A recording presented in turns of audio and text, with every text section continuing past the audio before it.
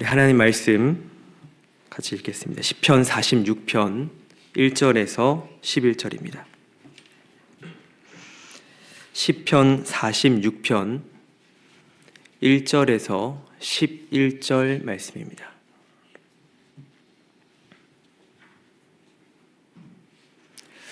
우리 함께 교독하겠습니다.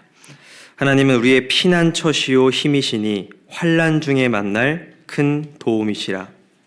그러므로 땅이 변하든지 산이 흔들려 바다 가운데에 빠지든지 바닷물이 솟아나고 뛰놀든지 그것이 넘침으로 산이 흔들릴지라도 우리는 두려워하지 아니하리로다. 한시대가 있어 나뉘어 흘러 하나님의 성 곧 지존하신 이의 성소를 기쁘게 하도다. 하나님이 그 성중에 계심에 성이 흔들리지 아니할 것이라. 새벽에 하나님이 도우시리로다. 문나라가 떠들며 왕국이 흔들렸더니 그가 소리를 내심에 땅이 녹았도다. 만군의 여호와께서 우리와 함께 하시니 야곱의 하나님은 우리의 피난처시로다. 와서 여호와의 행적을 볼지어다. 그가 땅을 황무지로 만드셨도다.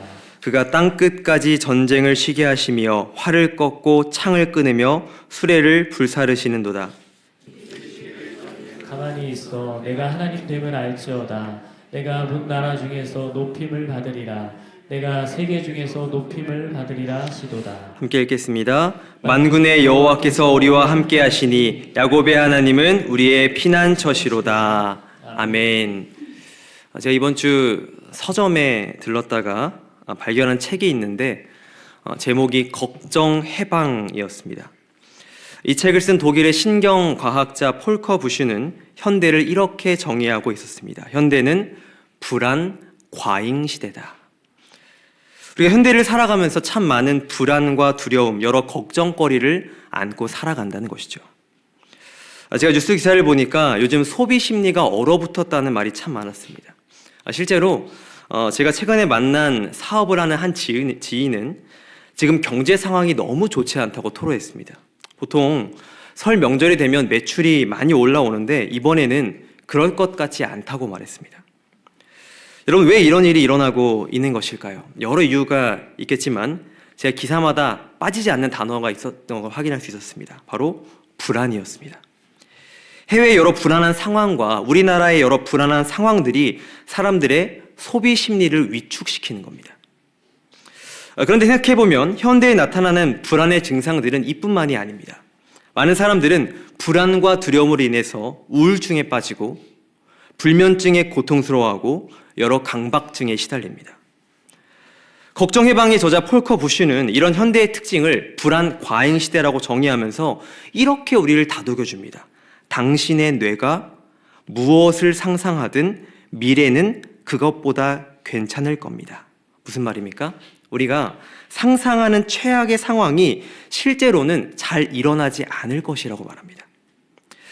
제가 주목했던 것은 그 책에서 폴커 부슈 교수의 처방전이었습니다. 저자는 불안에 함몰되어서 이 가짜 불행에 휘둘리지 않으려면 정신 면역 체계를 강화해야 한다고 말했습니다. 마치 우리가 면역력이 강하면 감기에 잘 걸리지 않듯이 우리의 정신 면역 체계를 강하게 해야 한다는 것이죠. 그러면서 면역력을 강화하는 방법 5가지를 알려줍니다. 첫째는 더 유연해지기입니다. 더 유연해져라. 둘째는 좋은 것에 집중해라. 나쁜 거 자꾸 신경 쓰지 말고 좋은 것. 셋째는 생각 스위치를 좀 꺼라. 넷째는 유쾌함을 유지해라. 유머도 좀 하고 즐거운 것도 좀 생각하고 많이 웃어라. 마지막 5째는 자신감을 가져라라고 말합니다. 그러면서 저자는 이렇게 말합니다. 외부 스트레스 요인은 우리 주변에 늘 존재하고 세상은 끊임없이 우리의 얼굴을 향해 기침한다. 그러나 우리가 우리의 정신을 잘 방어하고 스트레스 바이러스를 물리칠 저항력이 크다면 뭐라고 말합니까? 결코 스트레스 바이러스에 감염되지 않을 것이다 라고 말합니다. 여러분, 내용을 잘 보십시오. 성도 여러분께서는 이 저자의 주장에 대해서 어떻게 생각하십니까? 폴커 부슈가 말한 것과 같이 내 정신의 면역력을 잘 강화하면, 내가 열심히 단련하고 노력하면 여러 외부 상황에 흔들리지 않을 것이라고 생각하십니까? 저는 어느 정도 맞는 말이라고 생각합니다. 저만 해도 제가 자기 개발에 엄청나게 관심이 많았던 사람입니다. 그래서 자기 개발 책을 엄청 보면서 실험을 막 해봤습니다. 여러분 그런 내용 잘 아시지 않습니까? 메모의 힘, 습관의 힘, 새벽을 깨우는 힘, 뭐 운동의 힘 이러면서 저도 실제로 막 매주 등산도 가보기도 하고 제일 많이 간 게 수리산, 이것도 이제 북한산 가보기도 하고 또 책도 읽고 좋은 습관을 만들려고 노력해봤습니다. 그랬더니 효과가 진짜 있었습니다. 그런데 우리가 이 시간 주목해야 하는 것이 이겁니다. 그러면 우리의 정신 면역 체계를 강화하면 이 두려움을 이길 수 있다는 주장이 과연 성경적인가 하는 것입니다. 여러분 이 주장이 성경적입니까? 아닙니다. 면밀히 살펴보면 성경의 관점과는 분명히 차이가 있습니다. 이를 잘 보여주는 구절이 시편 146편 3절에서 5절입니다. 제가 읽겠습니다. 귀인들을 의지하지 말며 도울 힘이 없는 인생도 의지하지 말지니 그의 호흡이 끊어지면 흙으로 돌아가서 그날에 그의 생각이 소멸하리로다. 야곱의 하나님을 자기의 도움으로 삼으며 여호와 자기 하나님에게 자기의 소망을 두는 자는 복이 있도다. 성경은 흙으로 돌아가는 연약한 인생이 여러 어려움과 불안을 온전히 극복할 수 없다고 말합니다. 오직 영원하신 하나님만이 우리를 온전히 지키실 수 있는 것입니다. 이런 사실을 잘 나타내 보여주는 본문이 우리가 오늘 함께 읽은 시편 46편 말씀입니다. 이 시편 46편은 예루살렘의 안전을 위협하는 국가적 위기 상황 가운데 쓰여진 시입니다. 시인은 그 위기 가운데 놀라운 신앙의 고백으로 그 불안과 두려움을 극복하는 모습을 볼 수 있습니다. 우리는 이 모습을 통해서 이 불안과잉 시대를 살아가는 현대 그리스도인들이 어떻게 신앙 안에서 이 두려움과 불안을 이겨낼 수 있는지 그 비결을 알 수 있습니다. 비결이 3가지가 있습니다. 하나씩 살펴보면 첫 번째는 피난처 되시는 하나님을 기억하라입니다. 우리 시편 46편 1절 말씀을 함께 읽겠습니다. 시작. 하나님은 우리의 피난처시요 힘이시니 환난 중에 만날 큰 도움이시라. 시인은 위기 상황 가운데서 가장 먼저 하나님이 누구신지 기억합니다. 여러분 우리가 믿는 하나님이 누구십니까? 하나님은 우리의 피난처시요 힘이 되셔서 환난 중에 만날 큰 도움이신 줄 믿습니다. 그래서 팀 켈러 목사님이 쓴 팀 켈러의 묵상, 예수의 노래들이라는 책을 보면 이 부분을 이렇게 설명합니다. 시편 46편은 튼튼한 피난처로 들어가면 안전하게 지켜주시겠다고 말씀하지 않습니다. 하나님이 친히 피난처가 되신다고 말합니다. 여러분 하나님은 그 놀라운 사랑으로 친히 우리의 피난처가 되어주시는 분이십니다. 우린 먼저 이 사실을 기억해야 하는 것이죠. 만약에 이 사실을 우리가 기억하지 못한다면 우리는 다른 피난처로 눈을 돌릴 수밖에 없는 존재입니다. 이를 잘 보여주는 성경의 인물이 있는데 바로 아담과 하와입니다. 여러분 첫사람 아담과 하와는 하나님이 피난처 되시는 인생이었습니다. 그들은 에덴 동산에서 피난처 되시는 하나님과 함께 거닐면서 이 주님이 주시는 축복을 마음껏 누리는 인생이었습니다. 그런데 그들이 선악과를 따먹은 후에 어떻게 행동합니까? 하나님이 아닌 다른 피난처로 눈을 돌립니다. 창세기 3장 7절에서 8절입니다. 이에 그들의 눈이 밝아져 자기들이 벗은 줄을 알고 무화과 나무 잎을 엮어 치마로 삼았더라. 그들이 그날 바람이 불 때 동산에 거니시는 여호와 하나님의 소리를 듣고 아담과 그의 아내가 여호와 하나님의 낯을 피하여 동산 나무 사이에 숨은지라. 여러분 아담과 하와가 선택한 다른 피난처는 무화과 나무 잎과 동산 나무 사이였습니다. 그들이 피한 새로운 피난처는 그들을 온전히 지켜줄 수 없는 것이었습니다. 시간이 흐르면 메말라 버리는 것, 아무리 노력해도 자신의 몸을 숨길 수 없는 것이었습니다. 하나님을 떠난 인간은 그런 피난처밖에 거할 수 없는 것이죠. 성도 여러분, 그런데 이 시대를 살아가는 우리도 얼마나 헛된 피난처에 눈을 돌릴 때가 많은 줄 모릅니다. 돈이, 건강이, 집이, 내 인맥이, 성취와 노력이, 내 외모가 내 피난처가 될 때가 있습니다. 근데 여러분 그런 것들은 시간이 지나면 메마르는 것들이며 온전히 우리의 몸을 숨길 수 없는 헛된 피난처입니다. 그래서 시인은 이렇게 고백합니다. 우리 다시 한번 1절을 읽겠습니다. 준비 시작. 하나님은 우리의 피난처시오 힘이시니 환난 중에 만날 큰 도움이시라. 이 진리를 기억할 때 우린 어떻게 된다고 말합니까? 2절, 3절입니다. 그러므로 땅이 변하든지 산이 흔들려 바다 가운데 빠지든지 바닷물이 솟아나고 뛰놀든지 그것으로 넘침으로 산이 흔들릴지라도 우리는 두려워하지 아니하리로다. 여러분, 땅이 변하고 이 산이 흔들려 바다에 빠지는 이 모든 일들은 지옥과 같은 상황입니다. 그런데 시인은 그런 상황이 펼쳐질지라도 두려워하지 않는다고 말합니다. 왜 그렇습니까? 하나님께서 우리의 피난처시오 힘이 되셔서 우리를 도와주실 것이기 때문입니다. 제가 좋아하는 시편 23편을 보면 4절에 이렇게 말합니다. 우리 한번 함께 읽겠습니다. 시작. 내가 사망의 음침한 골짜기로 다닐지라도 해를 두려워하지 않을 것은 주께서 나와 함께 하심이라. 주의 지팡이와 막대기가 나를 안위하시나이다.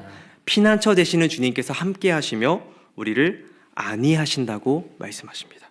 심지어 우리 주님은 하나님이 아닌 다른 것들을 피난처로 삼을 때도 우리를 내버려 두지 않으시는 분이십니다. 그래서 아담과 하와에게 어떻게 하셨습니까?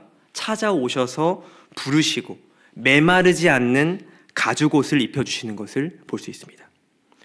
성도 여러분, 이런 분이 우리의 피난처 되시는 하나님이십니다. 그래서 우리는 먼저 이 불안과 두려운 이 상황 가운데 하나님이 우리의 피난처가 되신다는 사실을 기억해야 합니다. 특히 우리가 피난처 되시는 하나님을 기억하기 위해서 하면 좋은 행동이 하나가 있는데요. 바로 하루를 시작할 때 가장 먼저 하나님이 누구신지 기억하는 것입니다. 그래서 시편을 보면 이런 표현이 나오는 것을 볼 수 있습니다. 아침에 주의 인자하심을 알게 하소서. 아침에 주께 기도하고 바라리이다. 가장 먼저 하나님을 기억하며 먼저 그 나라와 그 의를 구하며 하루를 시작한다는 것이죠. 그래서 제가 설교를 준비하다 보니까 이런 제목의 책도 있었습니다. 당신의 첫 생각이 하루를 지배한다. 책의 저자는 내가 아침에 일어나서 뭘 생각하느냐가 그 하루를 이끌어 간다고 강력하게 주장하는 것을 볼 수 있었습니다. 여러분, 그리스도인인 우리는 아침에 일어나서 눈을 떴을 때 가장 먼저 하나님이 누구신지 기억하며 생각해야 합니다. 하나님은 우리의 피난처시다. 하나님은 우리의 목자시다. 하나님은 우리의 힘이시다. 이렇게 기억하며 생각할 때 그 하루 두려움과 불안함에 함몰되지 않을 줄 믿습니다. 우리가 불안과 두려움이 찾아오는 상황 가운데 해야 할 것 첫 번째는 피난처 되시는 하나님을 기억하는 것입니다. 더 나아가서 두려움과 불안 가운데 시인이 하는 행동이 하나 더 있습니다. 두 번째는 피난처 되시는 하나님을 선포하라입니다. 4절에서 7절입니다. 한 시내가 있어 나뉘어 흘러 하나님의 성 곧 지존하신 이의 성소를 기쁘게 하도다. 하나님이 그 성중에 계심에 성이 흔들리지 아니할 것이라. 새벽에 하나님이 도우시리로다. 문 나라가 떠들며 왕국이 흔들렸더니 그가 소리를 내심에 땅이 녹았도다. 만군의 여호와께서 우리와 함께 하시니 야곱의 하나님은 우리의 피난처시로다. 시편 46편은 표제, 그 시편 46편 맨 위에 보면은 표제가 있죠. 표제에 잘 나타나 있는 것과 같이 고라 자손의 시 인도자를 따라 알라못에 맞춘 노래입니다. 이스라엘 공동체는 이 시편 46편을 함께 고백했습니다. 그래서 시편 46편의 표현들을 보면 1절과 같이 하나님은 우리의 피난처시다. 7절에는 만군의 여호와께서 우리와 함께 하신다고 표현합니다. 시편 46편은 공동체가 함께 노래하며 선포한 찬양시입니다. 여러분들께서도 잘 아시겠지만 노래에서 제일 중요한 것 중에 하나가 무엇입니까? 후렴입니다. 후렴. 많은 노래들을 보면 후렴을 통해서 중요한 메시지를 전달하는 모습을 볼 수 있습니다. 시편 46편도 마찬가지입니다. 중요한 후렴구를 통해서 중요한 진리를 선포하며 이 공동체의 신앙을 외부로 고백하는 걸 볼 수 있습니다. 그 고백이 무엇입니까? 우리 7절을 한 번 더 같이 읽겠습니다. 시작. 만군의 여호와께서 우리와 함께 하시니 야곱의 하나님은 우리의 피난처시로다. 그리고 그 밑에 11절을 보시면 또 이렇게 반복해서 후렴구로 선포하며 고백합니다. 만군의 여호와께서 우리와 함께 하시니 야곱의 하나님은 우리의 피난처시로다. 성도 여러분, 기억하는 것과 선포하는 것에는 분명한 차이가 있습니다. 기억하는 것은 이 내적인 신앙의 확신과 고백입니다. 하지만 선포는 외적으로 우리의 신앙을 증언하고 고백하는 행동입니다. 이 신앙의 선포에는 힘이 있습니다. 그래서 주님께서 이렇게 말씀하십니다. 로마서 10장 9절에서 10절입니다. 내가 만일 내 입으로 예수를 주로 시인하며 또 하나님께서 그를 죽은 자 가운데서 살리신 것을 내 마음에 믿으면 구원을 받으리라. 사람이 마음으로 믿어 의에 이르고 입으로 시인하여 구원에 이르느니라. 우리 로마서 10장 13절 말씀 한번 같이 읽겠습니다. 시작. 누구든지 주의 이름을 부르는 자는 구원을 받으리라. 그래서 우리는 하나님이 우리의 피난처가 되신다는 사실을 선포하며 고백해야 하는 것입니다. 그럴 때 우리에게 엄습하는 불안과 두려움을 이겨낼 수 있을 줄로 믿습니다. 실제로 이 시편 46편을 선포하면서 위기를 이겨낸 역사적인 인물이 있습니다. 바로 종교개혁의 핵심 인물 마틴 루터입니다. 잘 아시다시피 마틴 루터는 종교개혁을 진행하면서 많은 죽음의 위협과 어려움에 휩싸였습니다. 그러면서 그는 이 두려움에 휩싸이기도 하고 낙심하기도 했는데 그때 루터가 만난 시편이 46편이었습니다. 하나님은 우리의 피난처시요 힘이시니 환난 중에 만날 큰 도움이시라. 그러면서 그는 시편 46편을 배경으로 1529년 찬송가를 하나 발표했습니다. 그 찬송가의 이름이 찬송가 585장 내 주는 강한 성유입니다. 우리 한번 펴왔으면 좋겠습니다. 찬송가 585장입니다. 내 주는 강한 성유. 1절을 제가 한번 읽을까요? 불러볼까요? 네. 네, 간단하게 불러보겠습니다. 내 주는 강한 성이요 방패와 병기 되시니 그날 안에서 우리를 구하여 내시리로다. 옛 원수 마귀는 이때도 힘을 써 모략과 권세로 무기를 삼으니 천하에 누가 당하랴. 아멘. 루터의 신앙의 선포이자 고백이었습니다. 여러분, 찬양으로 공동체가 선포한 이 찬양의 힘이 엄청났습니다. 그래서 종교개혁의 교회들이 이 찬양을 선포하면서 고백하면서 그 어려움들을 이겨냈습니다. 근데 이뿐만이 아닙니다. 기록을 보면 일제의 압박을 받을 때 주기철 목사님이 심호하셨던 산정은 교회에서도 600명 이상의 교인들이 이 찬양 내주는 강한 성요를 선포하면서 신앙의 자유를 지키려고 했다는 기록들이 있습니다. 여러분, 우리의 신앙을 입술로 선포할 때 그 선포의 힘이 우리를 두려움과 불안으로부터 건져내 주는 것입니다. 우리 한번 이 사실을 기억하면서 한번 함께 선포해 보겠습니다. 저를 따라해 보겠습니다. 하나님은 우리의 피난처시로다. 여러분, 지금 힘이 하나도 없어 보이십니다. 피난처이지 않은 것 같습니다. 한번 저를 따라해 보겠습니다. 하나님은 우리의 피난처시로다. 한번 힘있게 선포하는 마음으로 한 번 더 고백하겠습니다. 하나님은 우리의 피난처시로다. 우리가 이렇게 선포할 때 피난처 되시는 하나님께서 우리의 삶을 지켜주시고 인도하여 주심을 더 생생하게 느끼게 될 줄 믿습니다. 우리가 불안과 두려움이 찾아오는 상황 가운데 해야 할 것 첫 번째는 피난처 되시는 하나님을 기억하는 것입니다. 두 번째는 피난처 되시는 하나님을 선포하는 것입니다. 그리고 마지막 세 번째, 오늘 본문에 나타난 시인의 행동 세 번째는 피난처 되시는 하나님을 신뢰하라입니다. 우리 8절에서 11절 말씀을 한번 같이 읽겠습니다. 시작. 와서 여호와의 행적을 볼지어다. 그가 땅을 황무지로 만드셨도다. 그가 땅 끝까지 전쟁을 시게 하시며 활을 꺾고 창을 끊으며 수레를 불사르신도다. 이르시기를 너희는 가만히 있어 내가 하나님됨을 알지어다. 내가 문 나라 중에서 높임을 받으리라. 내가 세계 중에서 높임을 받으리라 하시도다. 만군의 여호와께서 우리와 함께 하시니 야곱의 하나님은 우리의 피난처시로다.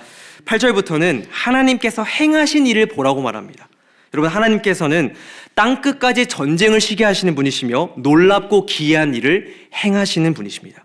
그런데 그렇게 말하면서 시인은 놀라운 말을 덧붙입니다. 제가 10절을 다시 한번 읽겠습니다. 이르시기를 너희는 가만히 있어 내가 하나님됨을 알지어다. 내가 문나라 중에서 높임을 받으리라. 내가 세계 중에서 높임을 받으리라 하시도다. 여러분, 뭐라고 말합니까? 너희는 가만히 있어 라고 말합니다. 원문의 의미를 좀 더 살리면 멈춰라입니다. 멈춰라. 그 두려움과 불안한 상황 가운데서 너가 뭘 하려고 하지 말고 우선 멈추라고 말씀하십니다. 여러분, 예전에 제가 그런 말을 들은 적이 있습니다. 여러분 한번 생각해 보십시오. 여러분, 가만히 엎드려서 기도하는 게 쉬울까요? 어떤 문제를 해결하려고 움직이는 게 쉬울까요? 가만히 엎드려 기도하는 게 더 쉽습니다. 네, 너무 정답이지만 많은 사람들은 어떤 문제를 해결하려고 먼저 움직인다고 말합니다. 먼저 움직입니다. 기도하기보다 먼저 내가 움직이는 것이죠. 사실 멀리 갈 것도 없이 저만 봐도 그렇습니다. 제가 지난번에 처음 이제 설교 간증을 하면서 하나님께서 위례교회에 오면서 이제 집을 구하게 하셨다는 말을 간략하게 한 적이 있습니다. 근데 그때 그 상황 가운데 그 집을 구한 적이 없었던 제가 집을 구해야 한다는 그 말을 들었을 때 가장 먼저 한 행동이 무엇입니까, 여러분? 무엇인지 아십니까? 가장 먼저 엎드려서 기도를 하는 게 아니라 누구한테 전화하지 하면서 핸드폰을 꺼냈습니다. 누구한테 전화하지? 그러면서 제 신학대학원 동기 형한테, 나이가 좀 있는 형한테 바로 전화를 걸었습니다. 형 집 구해본 적 있어? 그래서 형이 잘 없다는 겁니다. 그래서 제가 그 다음 무릎을 꿇고 기도한 게 아니고 그 다음 형한테 전화를 걸었습니다. 형 집 구해본 적 있어? 그래서 그 형을 구해본 적 있다는 겁니다. 그래서 막 제 얘기를 했더니 1시간 동안 통화를 하면서 그 형이 제게 해답을 주었습니다. 어떻게 집을 구해야 하는지, 어떻게 대출을 해야 되는지 먼저 시세를 알아봐라 하면서 막 솔루션을 주었습니다. 근데 여러분, 그렇게 제가 전화를 끊었는데도 뭔가 제 문제가 해결이 안 되는 겁니다. 그때 제가 한 행동이 무릎 꿇고 기도하는 게 아니라 또 다음 사람한테 전화하려고 핸드폰을 뒤적뒤적거리는 제 모습을 봤습니다. 여러분, 우리는 여러 불안과 두려운 상황 가운데 뭘 하냐면 먼저 움직이기를 잘합니다. 처음에 제가 시편 146편을 말씀드렸는데요. 시편 146편 3절의 표현을 하면 이렇습니다. 귀인들을 의지하지 말며 도울 힘이 없는 인생도 의지하지 말지니. 근데 이 말을 다르게 생각해 보면 우리가 여러 두려운 상황 가운데 뭘 한다는 겁니까? 귀인들을 먼저 의지하려고 하고 인생을 의지하려고 한다는 말입니다. 무엇보다 그 인생 가운데 우리가 가장 의지하는 존재가 무엇인지 아십니까? 누구인지 아십니까? 자기 자신입니다. 우린 나의 지혜, 나의 능력, 나의 노력을 통해서 이 두려움과 불안 상황을 어떻게든지 극복해 보려고 합니다. 그런데 주님께서 오늘 말씀 가운데 뭐라고 말씀하십니까? 가만히 있어라, 좀 멈춰라. 그리고 이렇게 말씀하십니다. 내가 하나님됨을 알지어다.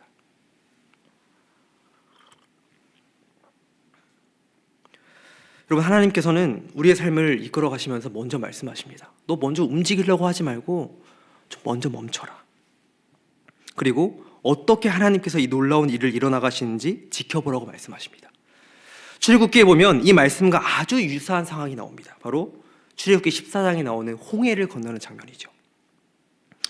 잘 아시다시피 이스라엘 백성은 출애굽 후에 홍해를 건너기 바로 앞까지 왔습니다. 그런데 어떤 일이 벌어집니까?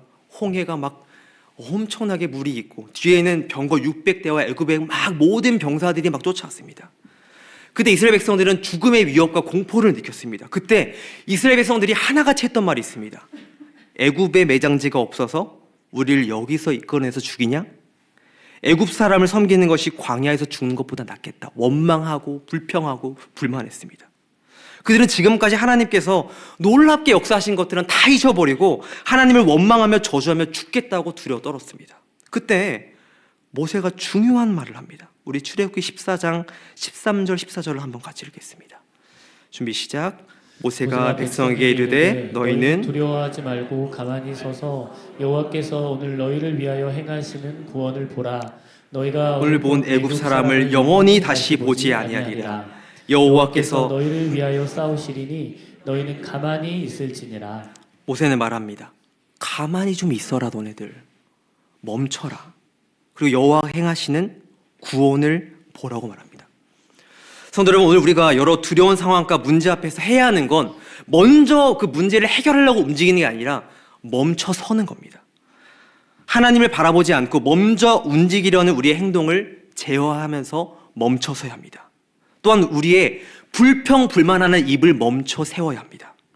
무엇보다 또 뭘 멈춰야 합니까? 우리의 두려움들, 그 공포들을 멈춰 세워야 합니다. 우리가 멈춘다는 건 곧 하나님을 신뢰한다는 말입니다.